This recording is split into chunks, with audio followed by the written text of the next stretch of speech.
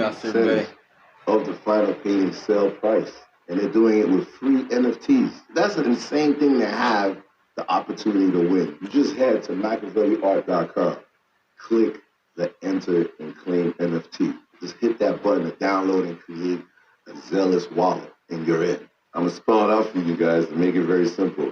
MachiavelliArt.com. Wait, how much money are you talking here? Who kid? I might want to get in on this. Oh, yeah, yo. You're definitely going to want in on this. One person will get a minimum of 25 grand.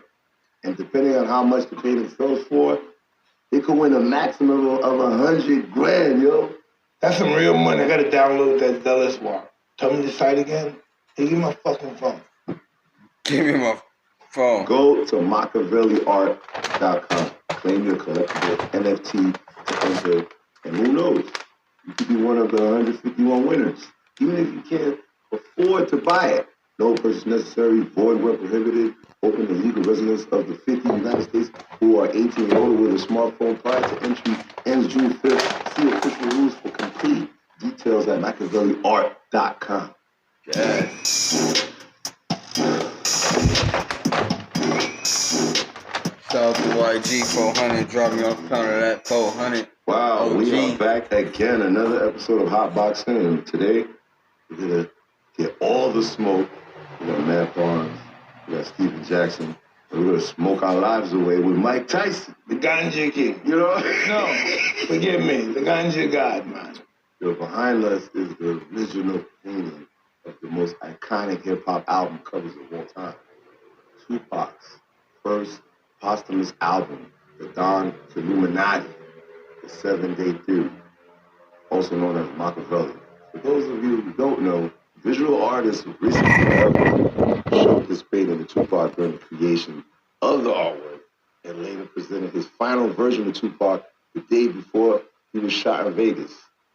This painting is a true relic to the legacy of hip-hop. Thanks to Heritage, Auctions, and Zealous, we have it here today because it is up for auction on the Heritage Auctions website until June 18th. Rest in peace, Tupac, man. Will not only take home this painting, but also an exclusive one-of-one NFT commemorating the painting that will include a minute before her story about the painting from the artist, Whiskey Forever. If you are interested, I'm interested. Go to ha.com/MachiavelliArt to make a bid on the painting. Go there right now. Man, I love to hear a personal story for Risky about painting this, man. I couldn't imagine what goes into creating something like that. If you don't have that kind of dough to bid on this painting, you can go to MachiavelliArt.com to enter sweepstakes. Man, I want to see how much that's going to go for right the there. Final sales price. Winning percentage of the final sale can mean a winning classic minimum of painting. 25 grand and a maximum of 100 grand. That's crazy. We're going to be spending time today talking about this painting, the album artwork, and the impact this album had on hip-hop culture. This music is timeless, but they got like a timeless piece of art here. What's going on over here? I see like the advisory, I can see the humidity. Explain what do you see over here on the painting? It would remind me a little bit of Jesus. Mm. I see Like Rebirth. Jesus? I see Like Jesus. Hidden Truths. He's one of the ones that talked about the industry. Oh, that was one of my songs too by Tupac, Black Jesus. How people was trying to talk about him crucifying. Talk about saying he was this, he was that. I see life after. It's a powerful painting right This there. is what he wanted. He just wanted to be immortal. 20 plus years later, like how big is his name The still? fact that you got the painting here, who are you? Like the nigga Da Vinci Code? Like, how you get this shit here? I always think that too. Crazy.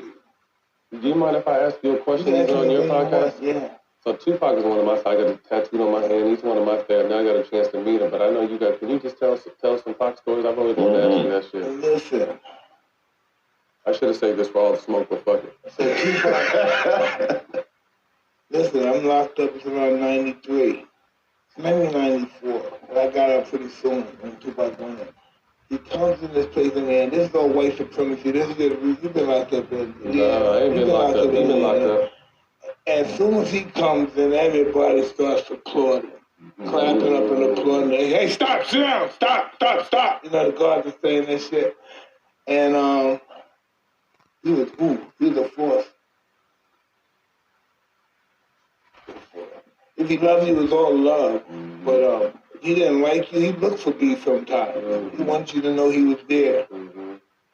With a loving brother. But yes, Jim and I too, he was ready to get down. With you being at the highest point in your career and you meeting him in jail, like, what was in your head? Like, you felt like he was like someone that's spiritually connected with you, like you and him are the same, dealing with the same issues. You had issues back then, just like him. You went to jail, he went to jail. Well, what was the connection?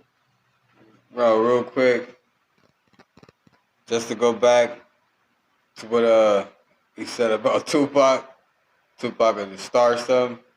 Hey, that's facts because when I was growing up, I learned like at least once a year you want to like get something cracking. You know what I mean? You want to get something cracking just for your name to be out there. You know what I'm saying? You want to get something cracking just for your name to be relevant in the streets. You know what I'm saying? That was crazy. You would pick a fight or something. Once a year, I'll make sure I'm going to fight somebody. Just to, 1, keep my hands ready. 2, keep my name relevant. That was some game. I don't know the connection. Just one day, me and a friend of mine was having a party, and this young kid came up. I said, yo, man, let this kid in, man. You know how we were when we were kids. And he said, yeah. And the guy said, well, and he put on 20 guys on him. So he said, man, we got to take you in the back. One of those guys with Tupac, and that's how I met him. What? And his mother had wrote me a letter saying, my son is Tupac Shakur. I'm a recovering addict. And he said, you got him in a club one time, and he would like to come visit you. And that's how I met him. Wow. Rest in peace. How was it like when you heard he passed away? Like, well, I was actually there, matter of fact, but it was just tricky. It was just really tricky, you know. It was really tricky stuff. Cause it just, trust me, it was stuff. It was just really interesting. And it turned out that way. Everywhere I go, out like in Africa, Europe, there was that. How was Tupac? What was Tupac like? Right. Everywhere, all over the world. Didn't he see this exact one? Yeah, that's the one Actually that seen it. So the artist. It was on cover one of his albums. Yeah. What songs that you guys fuck with Tupac that changed your lives? Like being in, you know, the behind the scenes, the locker room songs, the turn ups. I mean, like growing up, you know, you got the Brother Had a Baby and, you know, Dear Mama and Keep Your Head Up and all those. But I think as an adult, I like Everything You Owe. All Eyes on Me. And Bury Me a G and those type of songs. Staring at the world through my rear view, my funk status down, Dallas above down, White Man's World. Wow. It's all different. You asked Jack, like I ran the little, what was it back in 07, 06? The little speaker in the locker room. What was the only shit we played? All day. That's it. All day. That's it. All we played was Tupac before games for that We Believe team. That was it. Is there a specific song you like on this album, Mike? Toss It Up was crazy. Live and Die in LA. Wow. Life of an Outlaw. White Man's World, one of my favorite songs. I said that earlier. Shut it out earlier. To Live and Die in LA. Hold your head, nigga. Relax. That's crazy. You can't be talking about killing shit and shit coming back at you. You know, whatever you want comes to you, baby. Yeah. You gotta put out positivity. You live by the Tupac like rules and energy, or? No, I live by the rules of life. Even though his album was like the most iconic hip hop album I treat ever. people the way I want to be treated. I treat myself with the respect. With the respect I want them to respect me. Well, listen, when you manifest things, sometimes they happen quicker than you expect. Talk about. You know, And I'm just putting this in. Him and Biggie, they really rapped about destroying themselves and dying. And this is just what happens when you do that. Only manifest good things and positive and healthy things. And look at me, I got a show talking about positive shit with positive brothers. Whatever you think about yourself, you are good or bad. You're right. When did that came out? 96. So for me, this album came out the year I graduated high school. You got some stuff. And I know what I was doing around that time. So this album was a big soundtrack to my life because I was really in the mix. You know what I'm saying? Like around this time, I couldn't see none of this. Wow. Yeah, I was 10 toes in it. You know what I'm saying? Around this time, so this album is probably an album that I know word for word because when I was really going through it and really in the streets, I was jamming this. Wow. Yeah, 96. It's amazing how an album could save lives. Like it could change. It happens since the beginning of music.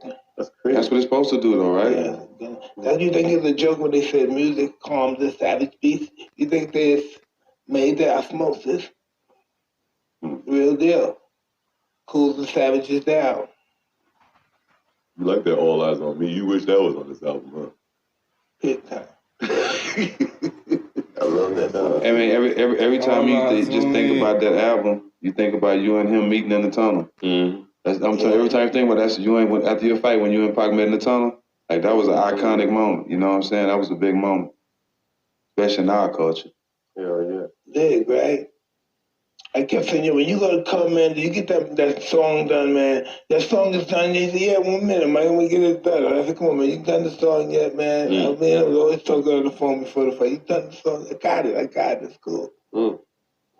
That is amazing, man. Like, you could outdo time, man. We went through so much shit the last couple of years. Tupac is still in Explain time to me. It's about time that we smoke together, you know? So, Mike, next time you got to come on our show now. It'd be my pleasure. We would love it. They don't mind if I curse. I say, bitch. Mike, you do whatever the fuck you want to do, Mike. Ain't nobody telling you shit. Okay, thank God. Yeah. You'll take some of the attention off me. No, I got this new app, and it's called... I have this new app, and people that want to cancel me, they say, no, I'm going to cancel you. Boom. Oh, wow. I need that, too. This is that, too? I need that from you. Cancel that. Get down with relevant, they protect your soul and your wallet. In your wallet. It's safe to say Mike is the only one that really can't get canceled. He's been in our DNA so long. Okay. What is cancel? What is that? A motherfucker just ain't fucking with you. I mean, but who cares? I know, that's why we canceling now. Yeah, fuck him. Oh, you don't like me? Don't see me, motherfucker. Yeah, I like that. I like that. How does it feel, man? You guys are like the voice of, like, you know, NBA players. Basically, almost, you guys, your whole podcast is really open formatted, but coming from like the early 2000s, and you really can like smoke weed, can talk about stuff like certain things and the politics of the NBA. Now you guys became like the voice, and you're giving voices to NBA players to come on your show to broadcast their opinions. How does that feel that you guys are like ahead of the game with that? I think that we was true to it. We wasn't, at the time, we wasn't smoking. You know, Jamal Crawford here said we wasn't smoking for people to notice. We was smoking just to get through games and just to make it to play the next game. We was playing 4 games in 4 nights. So when we was smoking, we actually needed it. You know, a lot of times people smoke, nowadays people smoke just so people can see them smoking or to be cool. Nah, we smoked the whole time and got away with it because we wouldn't get caught with it in our car or nothing like that. We was doing it the right way. So for us to be like damn near spokesperson of it now is because we can speak on it because we had, you know, respectable careers. You know what I'm saying, doing it the whole way, so we know how it should be done. And now that the NBA don't get tested, you know what I'm saying, they owe a lot to us because we was the ones, you know, fighting for the test to go away, you know what I'm saying? So now they can smoke. Fight you to pay your debt back. Yeah. Say, I owe you this, man. It wasn't for you, brothers. We could never have this. And you know what? A few guys did say that, Mike. A few guys did reach out and say, man, we appreciate y'all fighting for it. But, you know, at the time, you know, we was getting suspended. You know what I'm saying? You know, going in the drug program and stuff. Once a week and still smoking. We had to do it, though. Do you remember, listen, I remember I was on probation. I remember how he couldn't stop smoking. So you have to drink, when you have to drink all this shit. Had to keep the drink on you. So it was this thing that you drank that purified your body. It's a big fucking jug, right? and you could buy it like a purifier. And man, I'm doing this. I had to pull over. I had to shit on the side of the road. They had you leaking from both ends, huh, Mike? Man, it was like a blowout. And the buildings right here, like one of those high-tech buildings. What did they say? Who's that nigga shitting right there? That's Champ. I think I know that ass. This that 70s Volvo for you, Mike. Tell me what you think. Oh, he's getting me nervous.